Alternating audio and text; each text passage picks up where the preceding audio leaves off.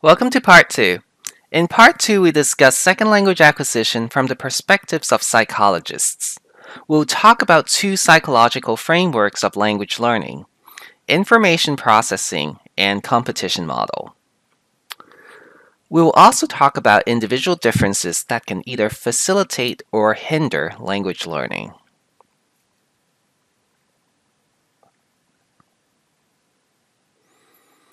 The first framework is information processing. Information processing focuses on the mental process in language learning. It compares the human brain to a computer. The aim of this research is to specify the processes and structures that underlie cognitive performance. In a way, this framework is a theory of learning in general, not just language learning. It also does not assume any kind of universal grammar, so it is not compatible with an innatist point of view.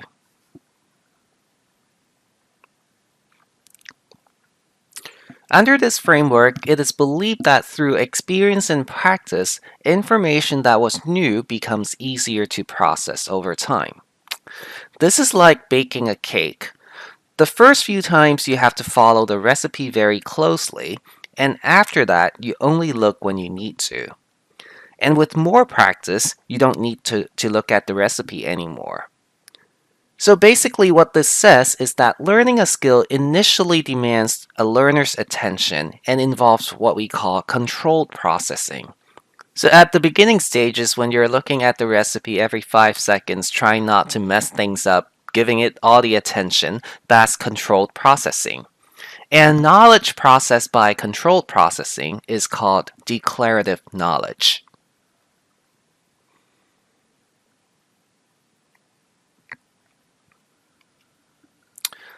And humans are limited capacity processors. They can attend to a limited number of controlled processing demands at a time. So learners go from controlled to automatic processing with practice. So going back to my cheesecake example, after a lot of practice, you no longer need the recipe, so you don't even need to look at the recipe anymore. So in that case, you have gone from controlled processing to automatic processing. Automatic processing requires less mental space and attentional effort, and therefore, it frees your controlled processing capacity for new information. So since you now have more capacity, you can move on to other things. You can learn more about other things. When knowledge is automatically processed, it becomes procedural knowledge. So whenever you learn something, your goal is to move from declarative knowledge to procedural knowledge.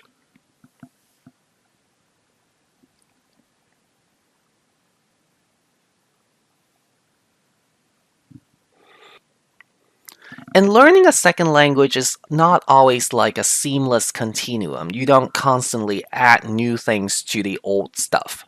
So sometimes learning actually comes from reorganizing your existing knowledge.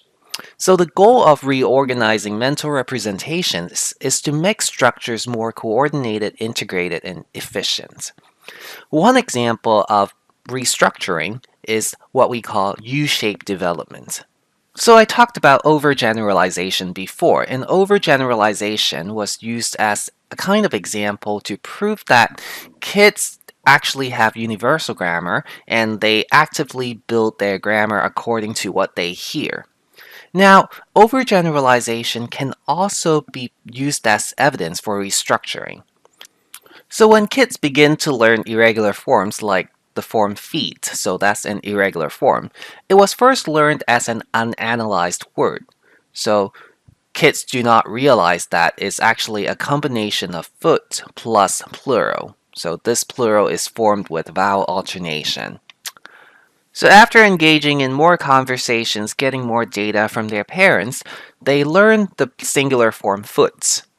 Now, once they learn the singular form foot, they will, of course, try to apply the regular rule, the regular plural rule, which is to add s to foot, and then they start to say foots. And as they get a little older, they start to acquire more exceptions. They also notice that adults don't really say foots. Then feet will reappear. So this is called U-shaped development. This is an example of restructuring. So sometimes learning comes from reorganizing existing knowledge. According to information processing, new information or input must be noticed before it can be learned. Contributors to the degree of noticing include: first, whether the learner sees the item frequently. So if he sees it more frequently, there's a good chance that he will notice it. Second, perceptual saliency of the item. So how obvious is the item? So for example, if your native languages are Cantonese and English, and now you're learning French, most likely the French R sound will stand out to you because it's unlike anything that you have heard before. It's not a sound that exists in Cantonese or English. So that sound will be very obvious to you. So you will notice it immediately. Third, instructional strategies. So this is about the teacher. So as a teacher, how do you draw the learner's attention to a structure? So how do you make a learner notice the structure? So your instructional strategies also help. Fourth, individual's processing ability. So this is about the person's memory load.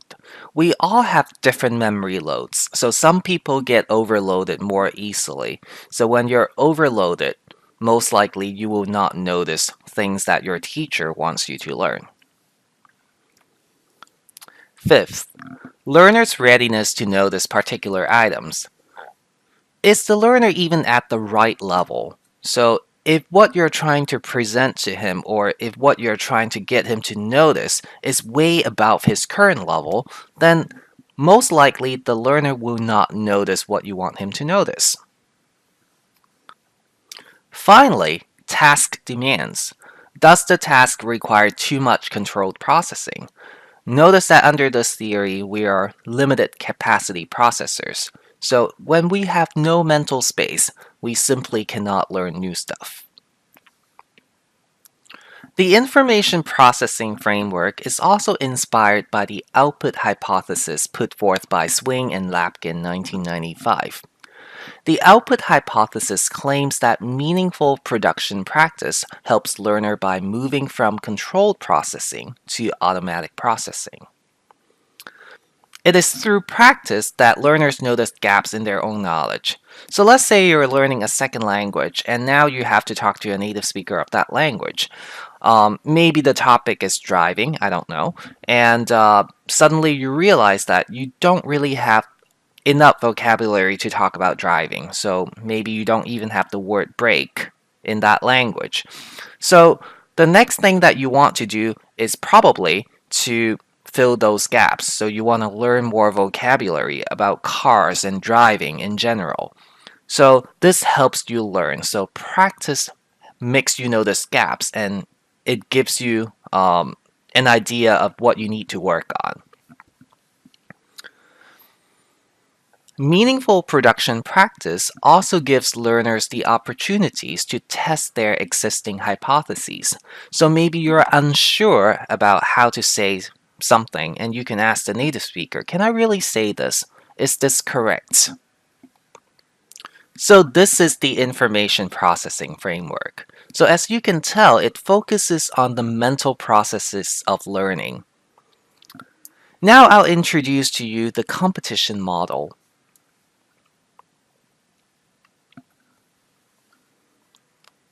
The competition model is a functionalist approach which assumes that all linguistic performance involves mapping between external form and internal function.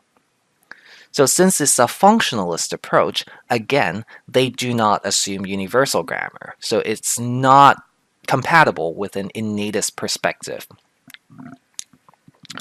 The competition model is proposed to account for both L1 and L2 learning. So in other words, this model assumes that first language acquisition and second language acquisition, they work the same way. So let me explain what form and function are. So when we're looking at the suffix s, the form is of course just s, and the function is plural. According to this model, learning happens when the learner is able to connect the two, so mapping between external form and internal function.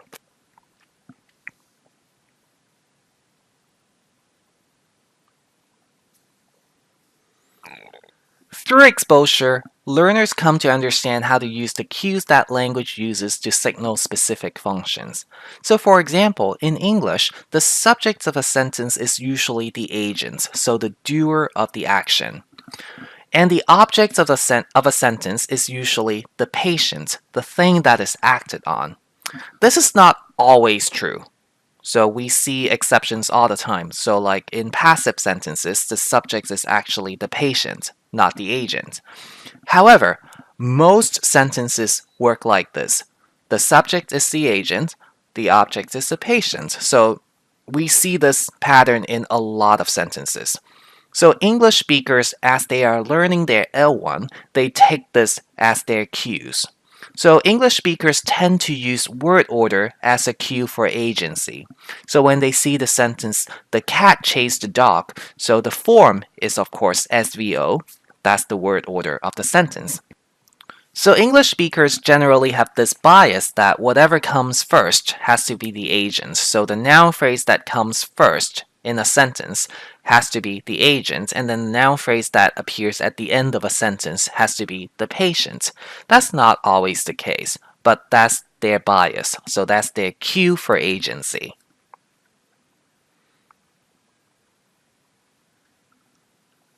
Japanese has a different word order. Japanese is an SOV language, and Japanese also doesn't have a very rigid word order like English. So sometimes the subject and the objects can appear in different places. So Japanese speakers knew very early on not to rely on word order as cue for agency. In Japanese, most subject noun phrases have nominative case endings. So this ga here, that's a nominative case ending.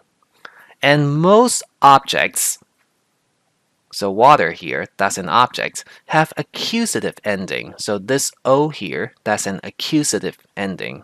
So usually on subject, you see ga, and then on objects, you see O. Now, since Japanese speakers know that they cannot rely on word order, therefore, they rely on case markings as cues for agency. So every time they see a noun phrase with ga, they assume that that's going to be the agent. And every time they see a noun phrase with o, they assume that that's the patient. We can now talk about individual differences in learners that can either facilitate learning or inhibit learning. And these differences are age, aptitude, personality, motivation, sex, cognitive style, and learning strategies.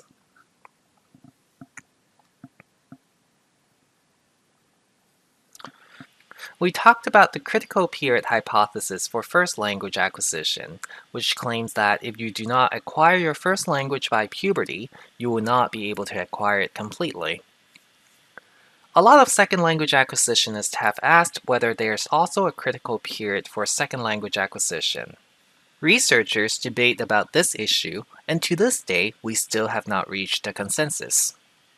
There's no doubt that child L2 learners typically are more successful than adult L2 learners. Older learners tend to depend on more general learning skills, but these learning skills are not as effective as innate abilities specific to language that younger learners have access to. However, it is very difficult to compare older learners and younger learners, because they all come with different resources. Age is not the only difference here. For example, younger learners have more brain plasticity. They're less analytical, and they have fewer inhibitions to talk, usually. That gives them more opportunities to practice. Some adult learners refuse to become proficient in a second language because they have strong group identities. In some cultures, being too good in a second language may seem unpatriotic. Young children do not have that problem. Young kids learning a second language generally receive more simplified input than adult learners. This is because of the context of learning. They're usually in school with other kids, and teachers are generally more patient with them and they're more willing to simplify the input, like talking slower. Older learners generally have a higher learning capacity and they're better at analyzing structures. They also already have pragmatic skills, like knowing how to politely turn down requests without offending people. They have a greater knowledge of their first language, which may lead to more positive transfer, and they have more real-world knowledge.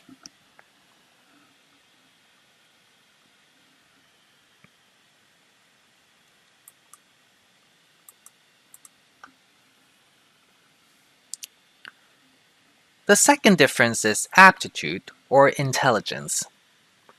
It includes phonemic coding ability, so the ability to memorize and identify new sounds. Inductive language learning ability, so inferring structure and making generalizations. Grammatical sensitivity, figuring out grammatical rules from language samples. Associative memory capacity, how linguistic items are stored in the brain and how they are recalled and used in the output. Successful learners may not be strong in all aspects of aptitude. The third difference is personality. We generally believe that extroverted learners will have more success in language learning because they have fewer inhibitions to talk. However, research does not show a simple relationship between personality traits and second language acquisition. So, extroversion does not always mean more success in language learning. Anxiety is said to be a personality trait that can inhibit language learning. But anxiety is not a static trait. It changes depending on the situation. Some learners also report that they actually can focus more when they're anxious. So different people react to anxiety differently, and this is a trait that is very hard to measure.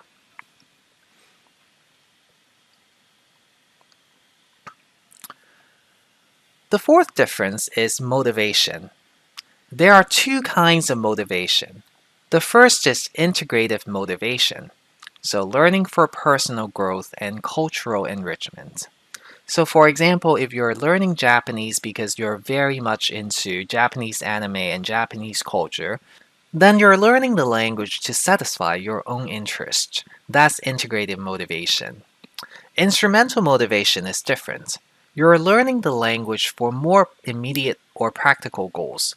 So for example, you're learning the language because if you know the language, then you can get a promotion at work, for example. That's instrumental motivation. Research shows that integrated motivation generally leads to a higher rate of success because people with integrated motivation generally are truly interested in the language, but people with instrumental motivation only use the language as a tool. The next difference is sex. Research evidence for this is fairly mixed, but some of the findings include females are better at memorizing complex forms. Men are better at computing compositional rules. Higher androgen level correlates with better automatized skills. Higher estrogen level correlates with better semantic or interpretive skills.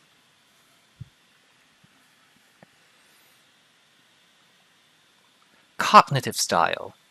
This refers to an individual's preferred way of processing information. There are two types of learners. The first type is field-dependent learners. These learners are considered more global and holistic in processing new information. They usually have more success in contextualized interactive communicative experiences. These learners generally learn better if you give them a lot of role play or task-based exercises in class. Field-independent learners are more particularistic and analytic. They are more efficient in screening information, and they enjoy more success in decontextualized analytic approaches and formal instruction. So these learners may learn better if you explicitly teach them grammar rules and give them grammar exercises.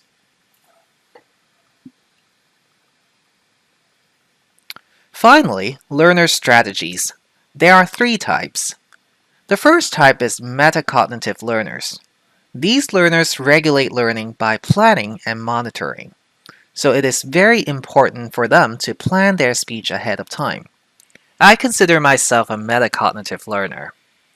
When I first moved to the States, I didn't have a lot of English, and every time I had to call a restaurant to order food, for example, I had to prepare a list of things that I wanted to say.